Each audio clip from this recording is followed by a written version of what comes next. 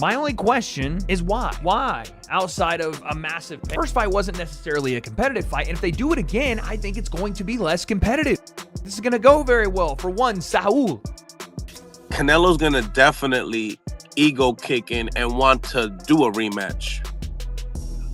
No, I don't know. I don't believe that. You know, I think the warrior spirit might want him to have a rematch, but I don't think the rematch is going to do him any justice, you know. Terence Crawford, fresh off his historic victory in September, has finally agreed to run it back with Canelo Alvarez, but he's holding the contract hostage with one non-negotiable demand.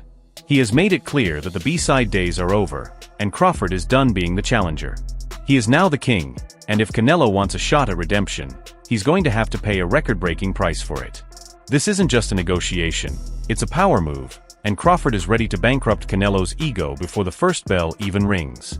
But this is no longer breaking news. The Ring Magazine reporting as of about 4 days ago now, I'm a little late to the news, but Canelo Alvarez wants Terence Crawford rematch, says negotiations are underway for 2026. Now, first off, I expect nothing less from Canelo. He wants to get that fight back because, well, number one, it's a somewhat advantageous matchup at 168 for him, and there's not many other matchups at 168 for Canelo right now that offer him any sort of advantages. But my run back, I want my get back, but I gotta be honest, I don't know how this goes well for Canelo in a rematch. Terence "Bud" Crawford isn't rejecting the rematch. He's simply demanding the true A-side payday that comes with being the undisputed king. This breakdown uncovers why Crawford is pushing for a record-setting purse, why Canelo's own promotional team appears reluctant to sign the contract, and the explosive insider theory suggesting that this entire rematch narrative might be nothing more than a smokescreen to save face. You know, to Sergio's point, a lot of the people that I'm been talking to when it comes to this fight, they're not like, it's almost like the air was taken out of them. They're not excited about even the idea of a rematch, or the subject doesn't even come up. Usually the conversations are, hey man, is there a rematch clause? You think they'll run it back? What do you think will win? Like, people just, even casuals, realize that Crawford, he schooled Canelo, man. He really did. I don't think people want to see this fight. I agree with Sergio Mora. Be at a smaller arena because people already saw Canelo get dominated by the better fighter, and the better fighter will do it again, even easier and with more confidence. Yeah. Se están hablando de una revancha. Yo creo que es más fácil le va a ganar a Canelo. ¿Oh, sí? ¿Por qué? Yo lo creo. Pues digo, es el estilo de Crawford, ¿no? Yo creo que Canelo ya le gana a Crawford. Sí. ¿Hay algo que puede ser Canelo para ganar o para hacer la pelea más cerrada? Bueno, pues lo que todos sabemos, ¿no? Yo creo que a entrar al intercambio de golpes y pues tirar más golpes, ¿no? Pero digo, ahora sí que es boxeo y realmente pues se preparan ya. Si Crawford le ganó una vez y supo cómo ganarle, yo creo que puede ganarle nuevamente, ¿no? Pero digo, no hay nada escrito arriba del ring. Digo, puede ser que una buena estrategia de Canelo y pase diferente, ¿no? Pero realmente yo creo que, pues digo, trae ganas y trae hambre Crawford, y digo, pues Canelo ya hizo lo suyo, digo, ya no es lo mismo, pero digo, con que brinden una buena pelea es más que suficiente. Let's get straight to the money, because this is where the power dynamic has shifted dramatically.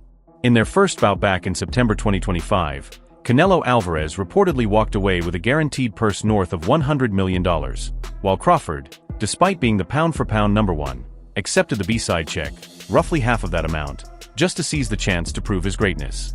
And prove it he did. You hold on. You keep saying this. Hold up. Canelo, see, this is the thing about Canelo. He sometimes relies on the environment, the hostile crowd, to also help him win this fight. Not only with the judges, but with the opponent. Crawford even handled that. You know, you can't prepare for that magnitude, the roar of the crowd, the lights, everyone booing you. You can't prepare for that. Crawford was ready for that. Even his ring entrance, when he came in with that guitar case, it was, man, that's one of my all-time favorite entrances. Desperado, yeah, it's an homage to Desperado. Yeah. Actually, it was Mariachi. That was part one. Desperado was part two. That right there, it was me against the world. That was his mentality. Me against all these Mexicans. Me against Canelo in Las Vegas. Me against Canelo and the judges that he probably has in his pocket. Me against everyone, and Bud shut everyone up. And you think? Yeah, but hold on. Canelo's going to be able to do it the second time around? I don't know. I don't think it's an open and shut case as you do. Let me ask. Now Crawford is leveraging that victory with cold, hard logic. His team's argument is simple. you don't get paid the winner's share when you lose the fight. Some may argue he's the greatest Mexican fighter. He's the most successful, accomplished Mexican fighter in boxing history. And Canelo is 63 wins, 3 losses, 2 draws, 39 wins by way of knockout.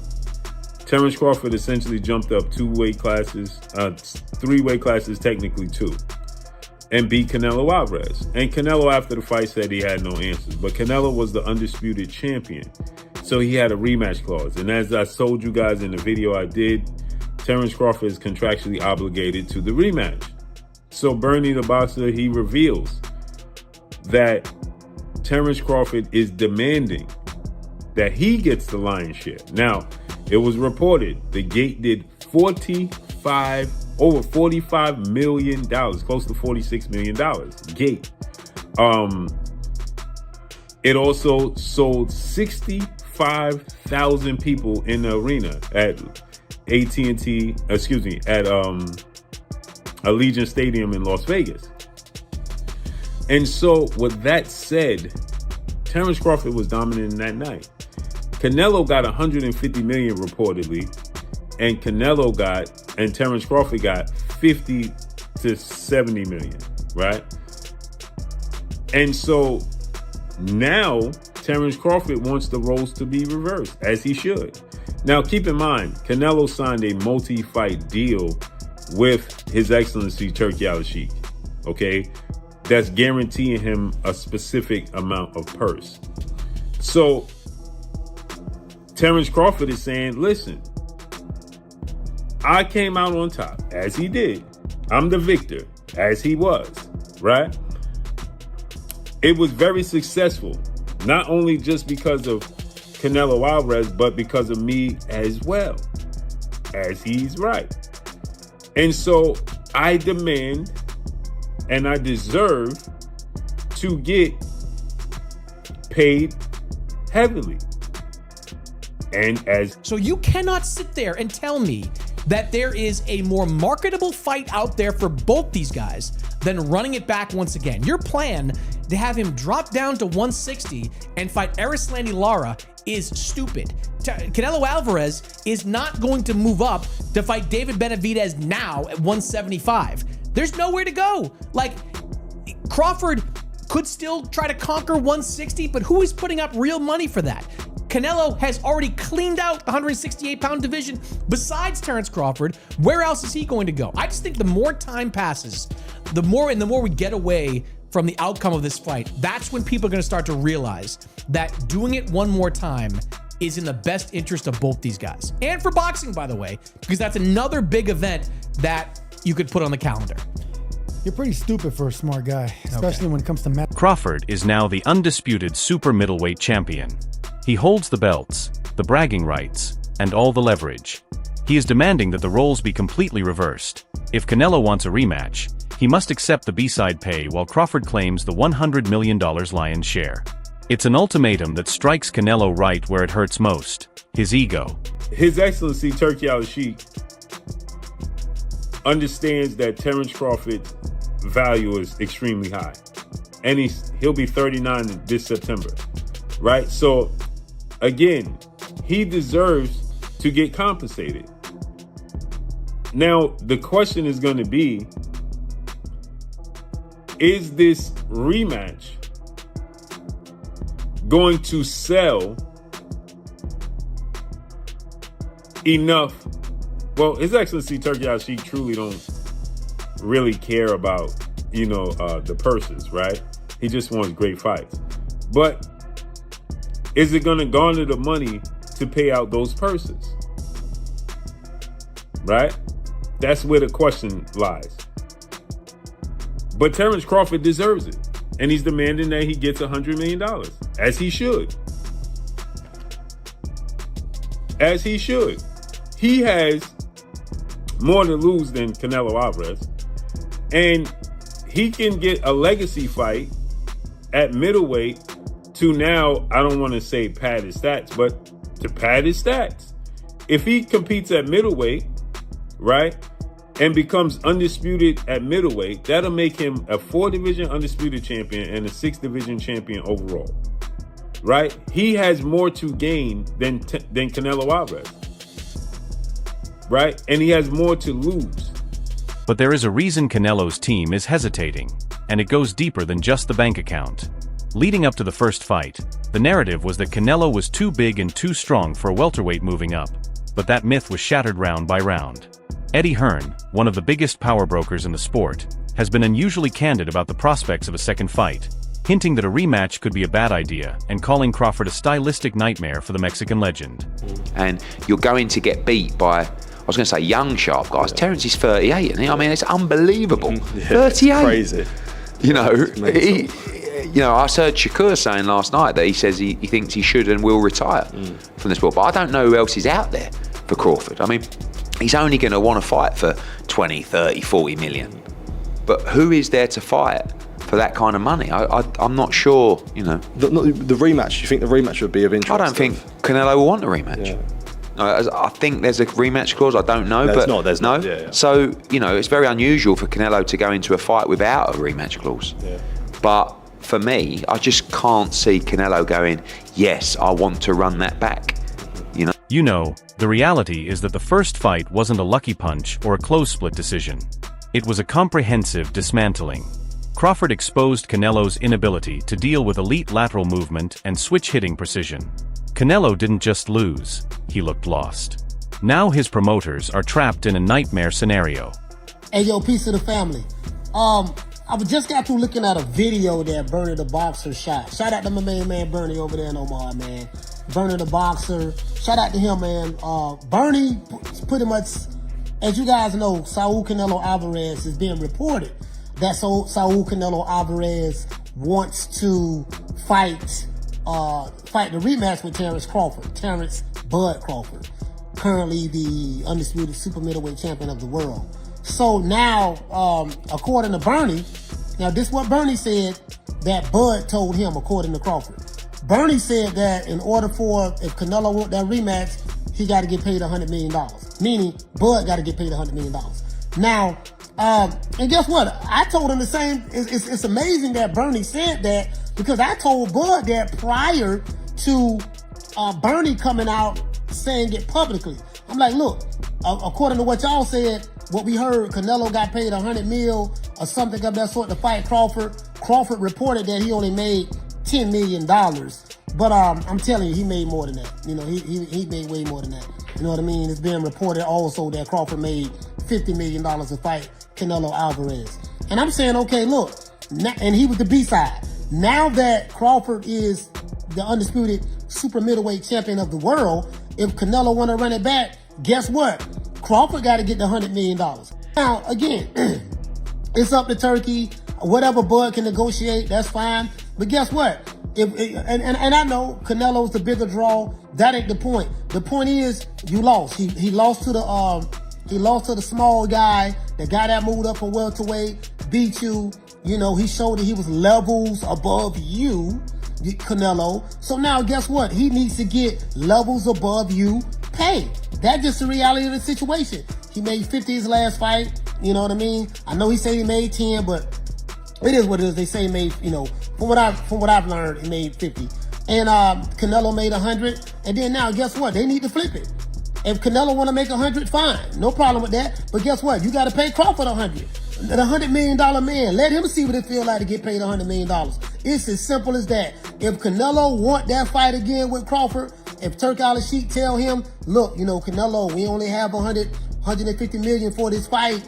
You know, Crawford wants 100. If you want to fight him, take 50. See what Canelo says. And if Canelo believe he can beat him, take that and beat him. You get what I'm saying? But it is what it is, fam. I mean, that's just the reality of the situation. I hope Bud get his money. You dig?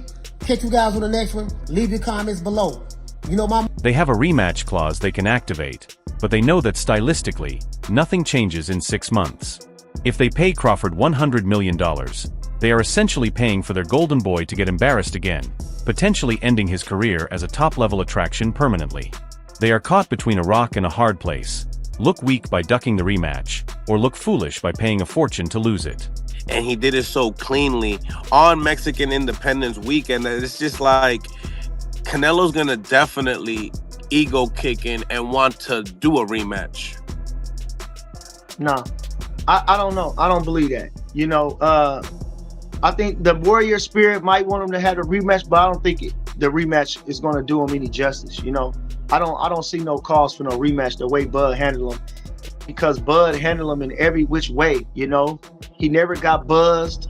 He seemed like the stronger guy in there, and he the one that hurt this guy. So there's nothing that we can say that will warrant a rematch. I think Bud won so clearly. I thought he damn near won every round. You know, I seen that Andre Ward and Max Kellerman, which kind of pissed me off. They gave him, in a sense that, not pissed me off like that, but I didn't think he won the 5th round. I didn't see him doing nothing much in the 5th round. They was making the 5th round like and if he keeps doing that, then he might win the fight or deuce.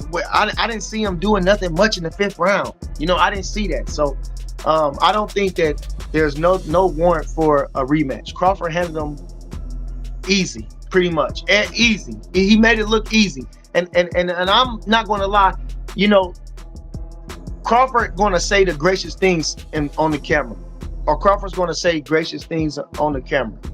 But did I get those feelings when we, you know, he's showing a lot of respect as a fighter for fellow fighters. But if we want to be blunt, man, it was easy. You know, he didn't have no trouble in there. However, there are whispers from the inside that this entire negotiation might be a charade. Bernie Thaw, a prominent voice in the boxing community who has been tracking these camps closely, recently dropped a bombshell theory.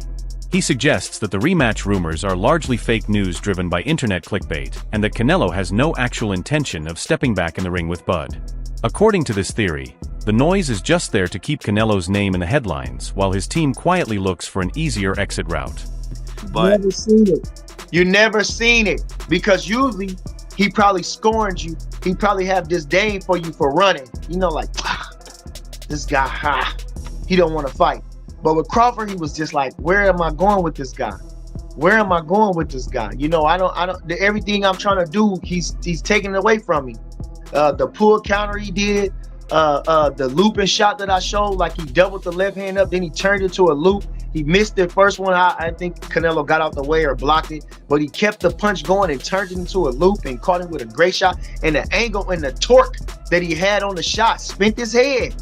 The angle and the torque that he had spent his head. So you know the power that he had to have to anchor the shot, man, and the agility that he showed. So like I say, Crawford making up punches. You don't even see guys doing stuff like that, man. Bernie went a step further, making a controversial comparison that has fans debating furiously.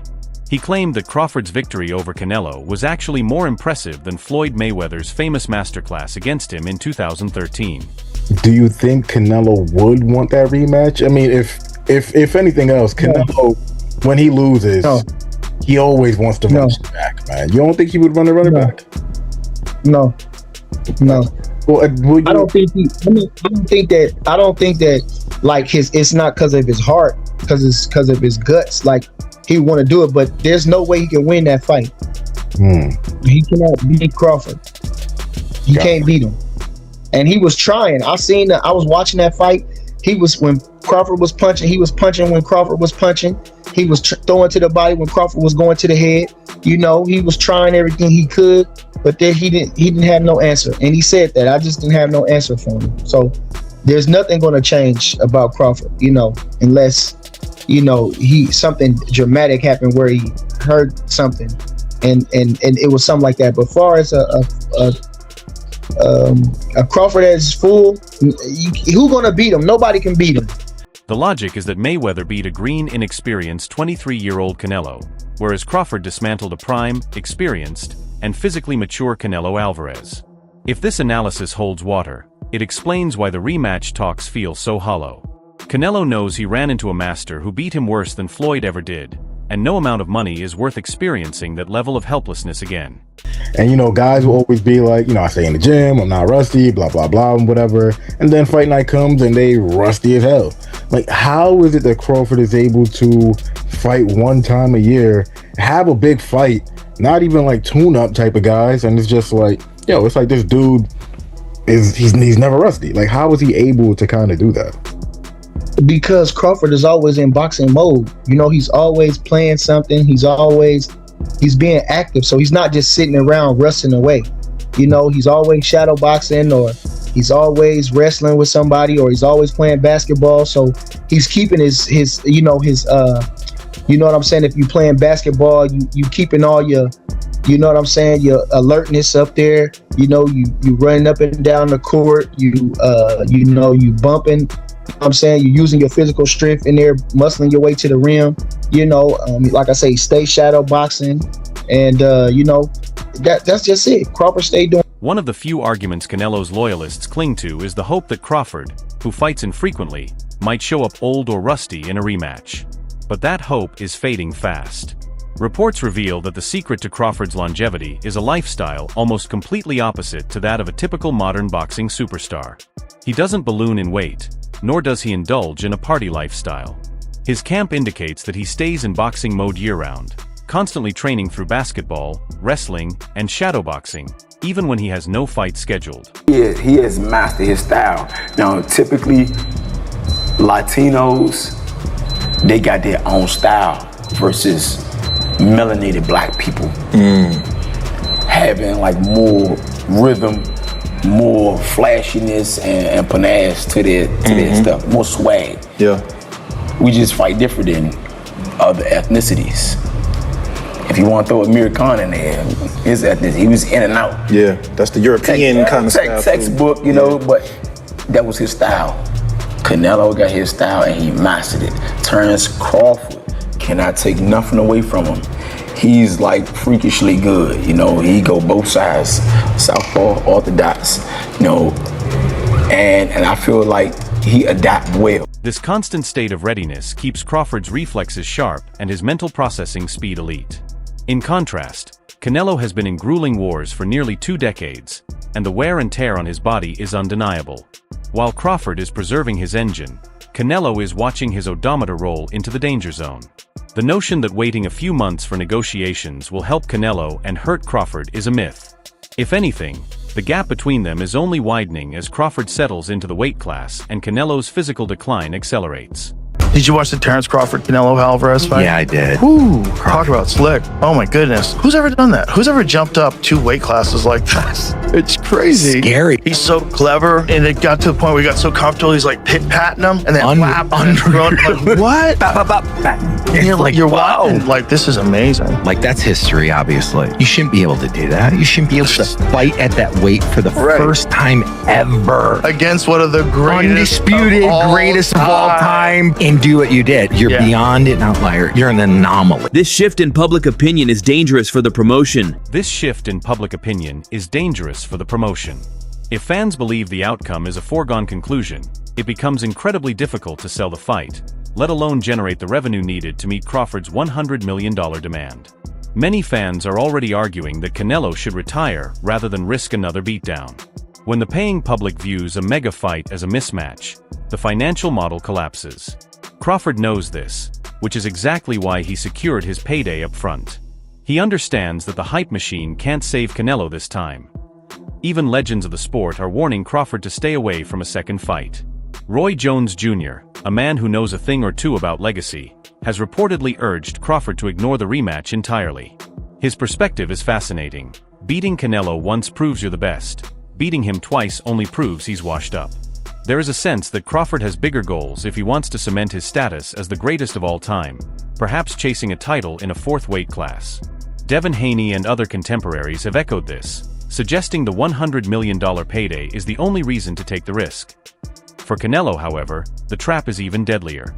If he fights and loses again, his legacy shifts from being a Mexican warrior to a fighter who didn't know when to quit. Crawford has effectively trapped him. By demanding the money, he has put the ball in Canelo's court. Admit you can't afford me and look like a coward, or pay me and likely face career-altering consequences. Though, what happens if the money is put up? If the Saudis or a massive gate make the $100 million happen and the bell rings for round 1 of the rematch, predictions are grim. Analysts like Bernie aren't just calling for a Crawford win, they are predicting a stoppage. The belief is that Crawford spent the first fight gathering data, learning Canelo's timing, and figuring out the puzzle. In a second fight, he doesn't need to be cautious. Terence Crawford has already won the negotiation before a single punch is thrown. By setting the price at $100 million, he has validated his status as the new face of boxing and forced Canelo Alvarez into an impossible corner. The brutal condition is not just about the money, it's about respect, dominance, and the changing of the guard. The question is simple: is Terence Crawford pricing himself out to avoid risk, or is he the only man in boxing honest enough to charge exactly what he's worth? Does Canelo have the guts to sign that check for his own potential demise? Alright everyone, stay tuned for the latest in boxing news, highlights, events, and stories. Subscribe to Glove Lord and turn on notifications so you never miss an update. Be sure to watch our other videos too. Until next time, take care and stay safe.